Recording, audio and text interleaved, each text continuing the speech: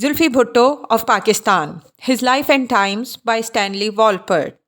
Chapter 6, Foreign Minister to Field Marshal, 1963 to 1965. The following month, Shastri flew to a cool reception in Moscow, where he soon learned that Kosygin and Leonid Brezhnev were both eager to befriend Ayub and hoped thereby to wean Pakistan away from the Cento and Sito military pacts. Shastri was, of course, assured that the Soviet Union and India were still brothers. Yet, neither of the two top Kremlin leaders was willing to commit support for India's claim to the entire Rann of Kutch or to condemn Pakistan's action there, as Shastri had hoped they would. On 27th May 1965, Zulfi reported Shastri's monumental failure in the USSR to Ayub, stressing in sharp contrast the significance and the success of the president's visit. There was no reference to Kashmir in the Soviet Indian communique.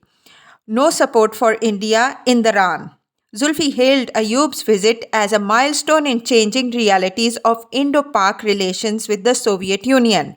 His global strategy for Pakistan's emerging leadership of the Third World was, he felt, at last paying superpower dividends. Kosygin and Brezhnev, of course, were playing their own game. They sought not only to wean allies from the West, but to secure a more important role with their southern neighbors, greater diplomatic influence over both India and Pakistan. The summit meetings with Ayub and Shastri were early moves in that direction. Hosting the post-war peace conference in Tashkent would be a more important later coup.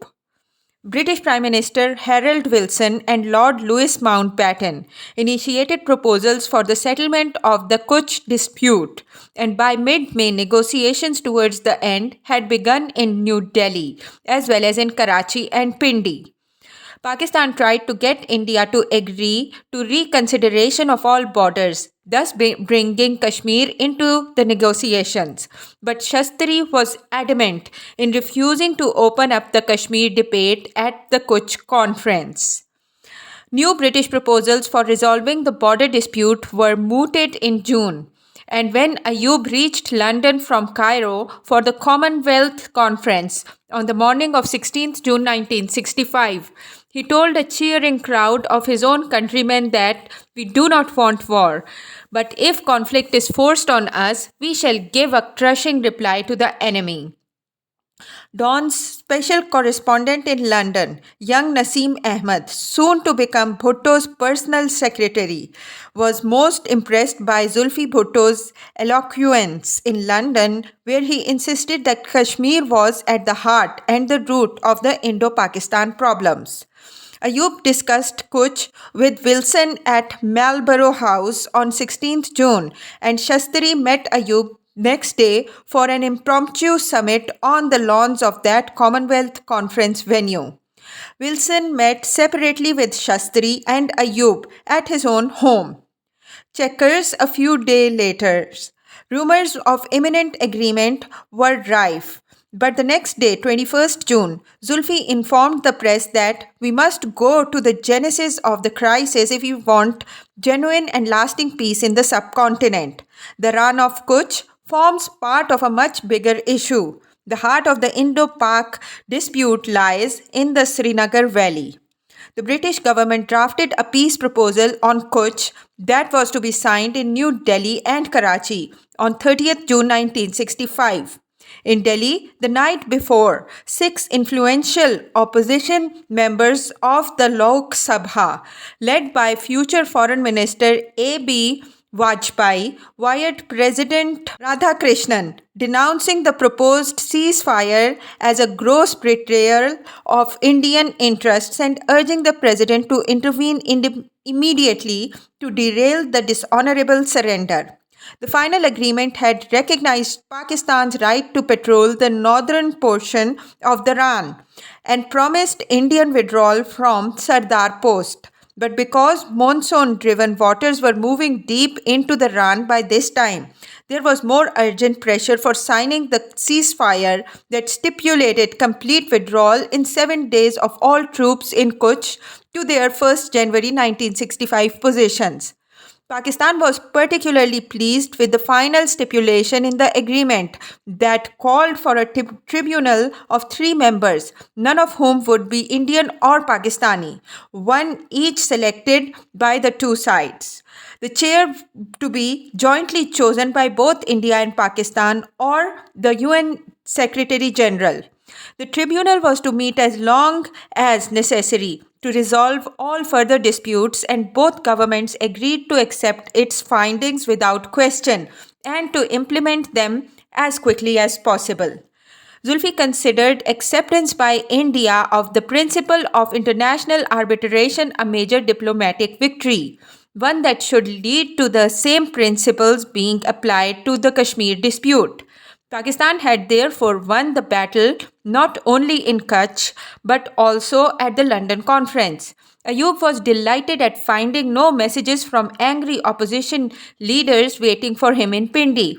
Never before have India and Pakistan been closer to war than during recent weeks, Ayub told his nation after reaching home, hailing the two agreements that clearly demonstrate that India and Pakistan can and should resolve their disputes through peaceful means. Shastri made only a low-key reference to the agreement in his 1st July broadcast to the nation. The Times of India sardonically labeled the agreement Peace with Honor. For Indian readers reared on Western history, that hello phrase used by Disraeli to characterize what he had accomplished at the Congress of Berlin in 1878 seemed more appropriate to Shastri's victory in London. J.P. Narayan, however, welcomed the agreement as a diplomatic triumph. Most Hindu fundamentalist leaders nonetheless viewed it as abject surrender to Pakistan's bullying. July 4th was proclaimed Anti-Kutch Agreement Day in Delhi by those leaders, and thousands of angry Hindus marched while shouting anti-Pakistani slogans. India's parliament was scheduled to reconvene on 16th August, but before that date, the opposition concluded plans to censure Prime Minister Shastri for his Kutch surrender. High Commissioner G. Parthasarathi was recalled to New Delhi's Foreign Ministry, and Sardar Kaval Singh was sent as his successor to Pakistan. The new Indian High Commissioner called on Foreign Minister Bhutto on August 10th to convey Foreign Minister Swaran Singh's greetings to his old friend End. A meeting of both ministries had been arranged for August 20th in New Delhi to set in motion the tribunal part of the Kutch Agreement. It was Kaval Singh's unhappy duty, however, to inform Bhutto that India had captured a large number of Pakistani infiltrators crossing into Kashmir during the past week. India's army and border patrols along the ceasefire line in Kashmir were strong enough to deal with the situation, Kaval Singh explained. But if left unchecked by Pakistan, that sort of infiltration would spoil the atmosphere created by the agreement. Bhutto replied that goodwill could not be created in a vacuum. He had told Swaran Singh the same thing about Kashmir many times. India's unilateral and arbitrary so-called integration of Jammu and Kashmir state into the Indian Union through Delhi's application in January of Articles 356 and 357 of the Indian Constitution to Kashmir was, in Pakistan's view, the cause of current trouble in that region. Kaval Singh agreed that goodwill required more than a vacuum to survive, but reported that Indian troops had caught many infiltrators armed with plans to sabotage Kashmir and with military equipment designed to do just that. Operation Gibraltar was in full swing by early August, but not going as well as Ayub and Zulfi had hoped it would. On August 10, 1965, a proclamation was issued by the Revolutionary Council of Kashmir to all brave Kashmiris, calling upon them to arise, for now it is time. It reviewed the history of India's oppressive and treacherous rule over Kashmir's sacred soil, noting India's utter contempt for world opinion. It stated that none of the many dreadful acts listed had broken the will of our people. The enemy was now on the run, and people must solemnly pledge to take up arms and fight till all usurpers were expelled, all jailed leaders freed, and the people's will was allowed to determine the future of our land. The Revolutionary Council declared all treaties and agreements between India and Kashmir annulled. The new national government of Jammu and Kashmir, run by the Revolutionary Council, was the sole lawful authority in our land and would collect all taxes. Any Kashmiri who refused to pay or preferred to cooperate with the Indian government or its puppet administration in occupied Kashmir would be deemed a traitor and will be dealt with accordingly. All sane and freedom loving elements in India, particularly brave Sikhs, were invited to lend active assistance. An invitation that to the government of India was a declaration of war. The Revolutionary Council appealed to the world to support this freedom movement and to the people of Pakistan to join in the struggle. It echoed Zulfi Bhutto's earliest speeches in the United Nations. Remember that if we go down, the light of freedom will be extinguished forever. That proclamation ended with all caps: "Arise now, or there will be no tomorrow." Few Kashmiris in Srinagar's Vale read or heard that proclamation, and of those who did, most merely shrugged. There was no mass uprising. Virtually no young men in Srinagar were ready as yet to barter their lives for freedom. For New Delhi, however, the UN enforced ceasefire begun on 1st January 1949 was now dead. 5 days later, Indian troops reoccupied 3 strategic Pakistani posts in high altitude Kargil that had been taken earlier but then vacated in the aftermath of the Kutch Agreement. Foreign Minister Bhutto had given Ayub his assessment of the potential international implication of a war in Kashmir in light of the recently concluded Rann of Kutch conflict. The roles of the great powers were so pervasive that all international disputes were invariably of concern to them. Zulfi admitted for Ayub was primarily worried about how United States would view a move into Kashmir. Bhutto agreed that of all the powers, the United States had most to lose from a general Indo-Pakistan war, because it would make nonsense of recent US arms shipments to both sides. And from the ashes of destruction, China was bound to emerge stronger, as would communism in general. Because the Chinese would take military action in support of Pakistan in disputed Ladakh, the United States would not find adequate justification for intervention, as it had in Vietnam. Given the extent of its military commitment in Vietnam and the Dominican Republic, moreover, the United States was already fully occupied. Then, too, he argued, India's own weakened internal political and economic condition left it in no position to risk a general war of unlimited duration against Pakistan. Zulfi's own authoritative sources, moreover, had convinced him of Pakistan's relative military superiority, as assessment that appeared to be validated by the Kutch conflict. To try to restore its army's morale and to redeem its position with its people, however, India might attempt a general war of limited duration against Pakistan, though not against the Punjab frontier where Pakistan forces were well poised. The latter assessment proved totally and disastrously incorrect. Zulfi expected India to move against East Pakistan in the hope, perhaps, of stirring up Bengali support there. That strategy could be countered by Pakistan forces striking north to join up with Nepal and completely isolate Indian forces in Assam. He hoped, of course, that China would also move in that eventuality, forcing Indian troops in Assam to fight on two fronts. None of that happened. Zulfi trusted too much in political power gamesmanship. Bhutto bolstered his braver arguments by reminding Ayub that the morale of our nameless soldier on the front line is high and the justice of our cause is not in doubt. Time was on India's side, with arms pouring in from both superpowers.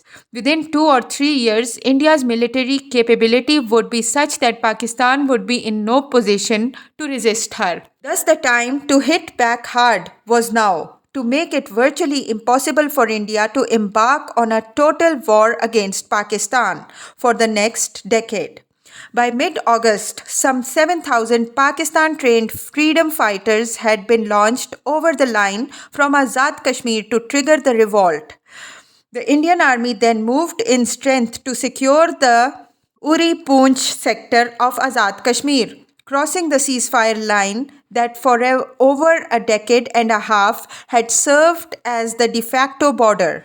The Indian army at the time had more than 650,000 troops, well over thrice the number of regular Pakistani soldiers, and with some 1,600 planes and 1,500 tanks. India had from 30 to 50% more heavy armor than its smaller neighbor.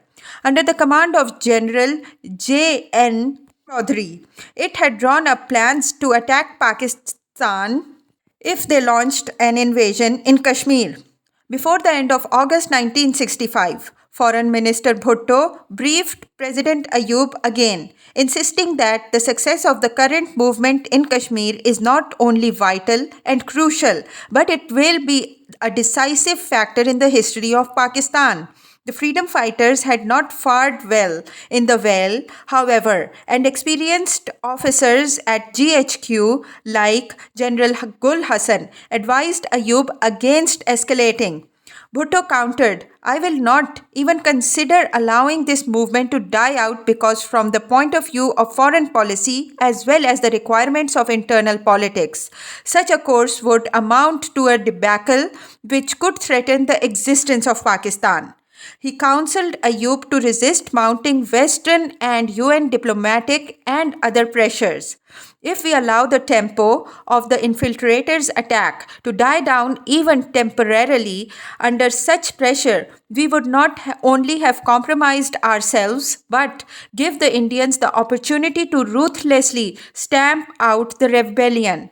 He wanted to call for more aid from China and the Soviet Union and to invite Indonesia to send a military mission to Pakistan. He advised that the Azad Kashmir government appeal for Muslim volunteers from Algeria and Indonesia. We must go all out to incite the Nagas and Lushes in Assam and the Sikhs in Punjab, he added. Zulfi also drafted a brief for Ayub on Pakistan's political objective in Kashmir. It was first of all to defreeze and activate the Kashmir problem so as to compel the United Nations to take positive and effective action to bring about a settlement based on the UN Commission on India and Pakistan resolutions. If Pakistan demonstrated sufficient effectiveness in Kashmir, Zulfi felt certain that the UN would soon call for a ceasefire with a Kutch-type method proposed for settling the dispute. Time is therefore of the essence in striking a few hard and decisive blows against India in Kashmir. On 29 August 1965, Ayub Khan sent the following top-secret order. Political aim for struggle in Kashmir to his army commander-in-chief, General Muhammad Musa, to take such action that will defreeze Kashmir problem, weaken India's resolve and bring her to a conference table without provoking a general war. However, the element of escalation is always present in such struggles. So whilst confining our action to Kashmir area, we must not be unmindful that India may in desperation involve us in a general war to violate Pakistan territory where we are weak. We must therefore be prepared for such contingency. To expect quick results in this struggle when India has much larger forces than us would be unrealistic. Therefore, our action should be such that can be sustained over a long period. As a general rule, Hindu morale would not stand more than a couple of hard blows delivered at the right time and place. Such opportunities should therefore be sought and exploited. A few days later, before the dawn of 1st September 1965, Pakistan artillery opened fire across the frontier in the Bhimbar Chumb region. At daybreak, heavy pattern tanks started rolling east in what was the start of Operation Grand Slam, designed swiftly to cut Kashmir off from India at its narrow southern neck. India's 1,000 troops in the sector fell back, but before nightfall, the Indian Air Force had flown up and destroyed 13 tanks and many other vehicles. Full scale war had begun. On 4th September, China's Foreign Minister Chen Li flew into Karachi for talks with Bhutto, expressing China's support for Pakistan's just action. That same evening, the UN Security Council passed a sense resolution calling for a ceasefire and return of both sides to their respective positions behind the ceasefire line in Kashmir. Pakistan's advanced tanks were by then more than 20 miles inside Jammu, and the next day, General Musa told his men, "You have got your teeth into him, bite deeper and deeper until he is destroyed, and destroy him you will, God willing." India struck back on 6th September with a massive three-pronged tank advance towards Lahore from Amritsar and Firozpur. That imminent threat to Punjab's capital forced withdrawal of Pakistan tanks from Jammu farther north and their hasty retreat on 7 September, when an Indian tank force headed for Sialkot, the rail junction north of Lahore used for supplying the Chumb sector force. India's strategically brilliant pincers attacked Pakistani military intelligence fast asleep. The Director General of Inter-Services Intelligence, Brigadier Riaz Hussain, was unable to inform Ayub Khan of the actual whereabouts of India's only armored division. Ayub was furious, Zulfi recalled. Ayub Khan gave hell to Riaz Hussain. The armored division of India was not a needle in a haystack. With a quivering voice, Brigadier Riaz Hussain replied, "Sir, from June 1964, military intelligence has been given political assignments on elections and post-elections repercussions." Foreign Minister Bhutto had assured his president that India would not attack in Punjab and now faced the embarrassing job of trying to explain that fatal error. Zulfi's quick mind and endless fund of ingenuity soon rose to that tough challenge in his final analysis of the situation, sent to Ayub even as India's army was rolling within the outer canal perimeter and suburbs of Lahore. The action cannot be explained except in the light of positive United States complicity. It had become increasingly clear to him. He suddenly revealed that since 1959, the United States had been trying to secure a foothold in India. Hence, the advance by India's army towards Lahore convinced him of a positively malicious US attitude towards Pakistan. It is imperative in the present circumstances to issue a denunciation of the United States' complicity with India. Zulfi had convinced himself, of course, of the truth of this explanation of his failure to predict India's counter-moves to Operation Grand Slam. We must recognize the fact that the United States require nothing short of capitulation from Pakistan. It was an explanation so convoluted that it must have sounded quite mad to the Field Marshal's ears.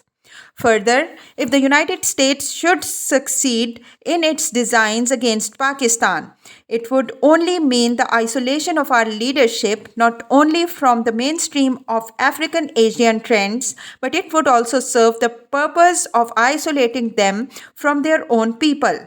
The next inevitable step will be in the direction of liquidating our national leadership, which would then find itself in no position to offer effective resistance.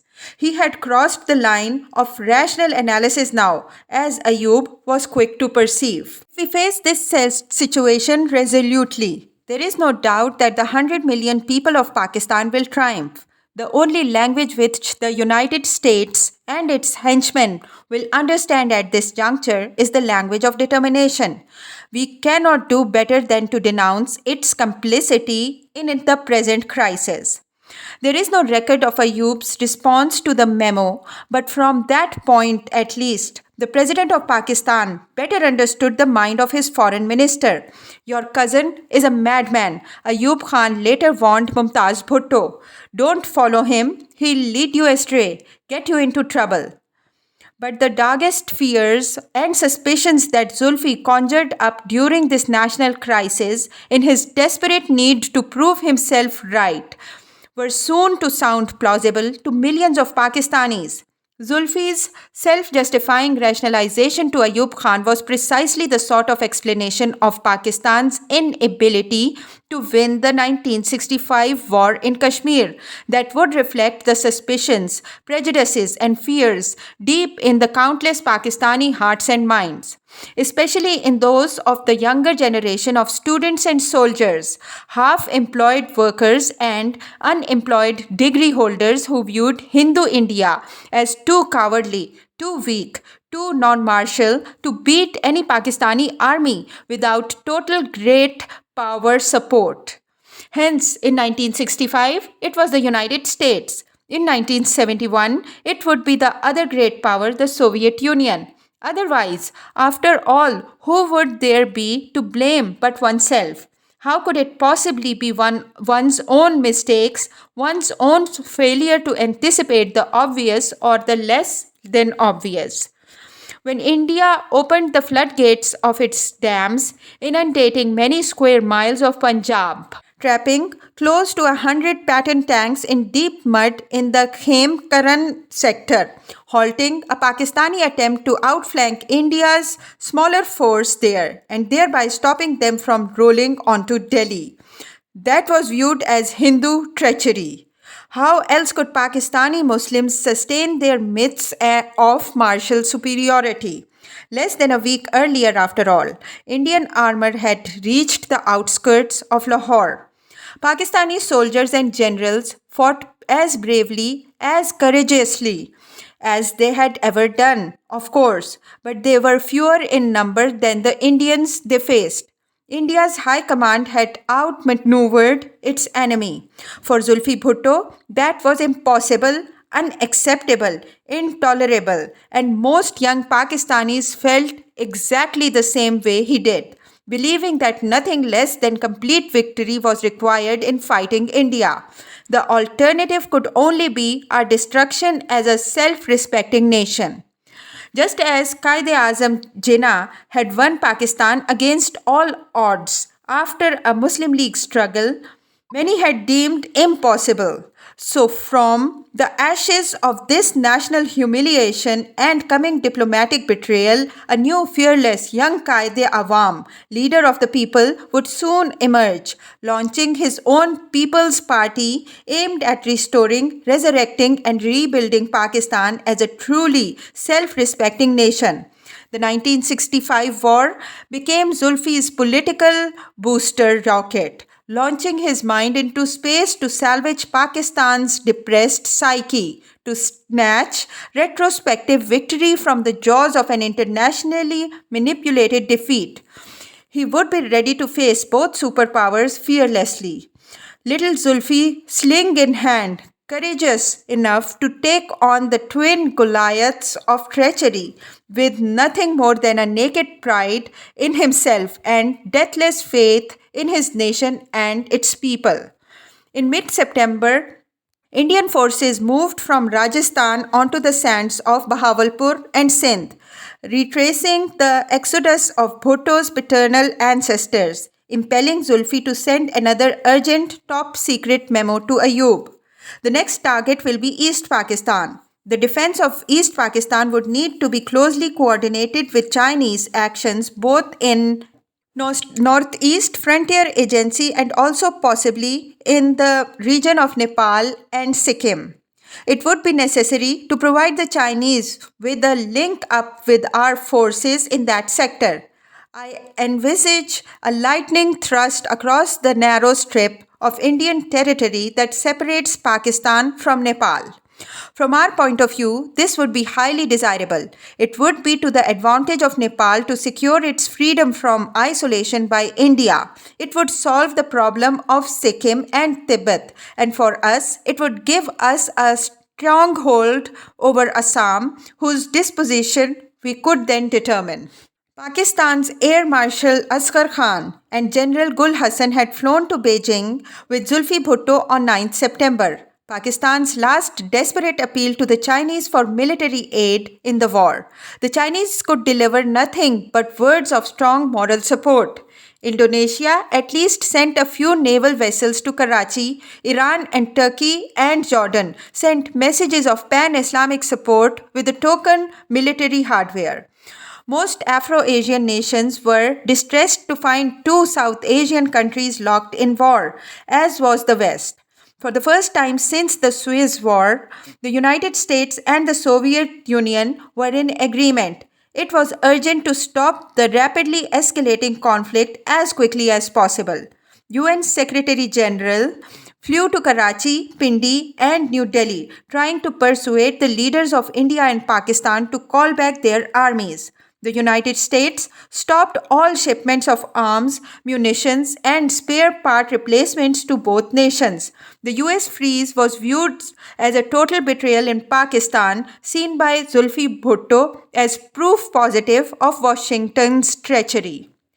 Ayub, of course, knew how perilously low his army's supply of bombs and bullets was by the third week of September, and knew painfully well that the more than 1,000 of Pakistan's bravest soldiers were dead, 14 of his best planes destroyed, and almost 200 of his best tanks out of the commission, were many bogged down in mud.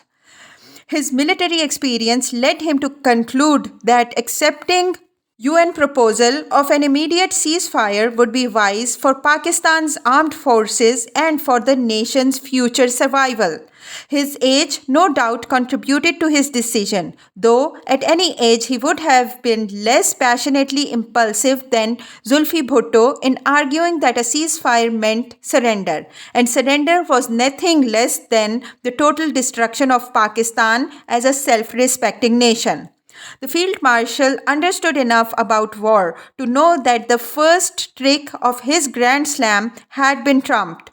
Stubbornly prolonging the battle now would bring no victory, only heavier casualties and the loss of all future support from Washington, Moscow, London, and the UN Secretariat.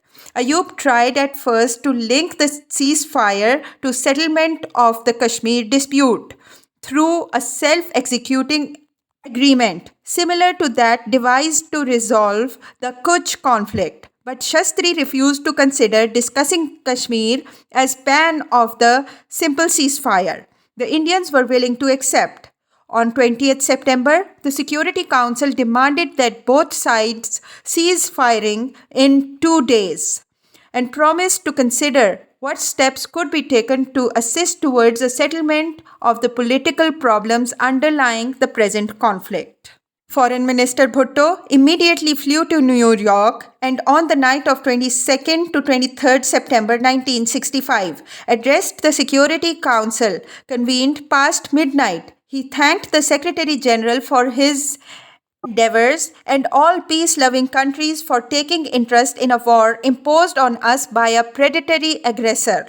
He enumerated India's various acts of aggression against small Pakistan since 1947, insisting, "We have always known that India is determined to annihilate Pakistan. Jammu and Kashmir was not now and had never been an integral part of India. The people of Jammu and Kashmir are part of people of Pakistan in blood, in flesh, in life, in culture, in geography, in history, in every form. Then he swore, "We will wage a war for 1,000 years, a war of defense."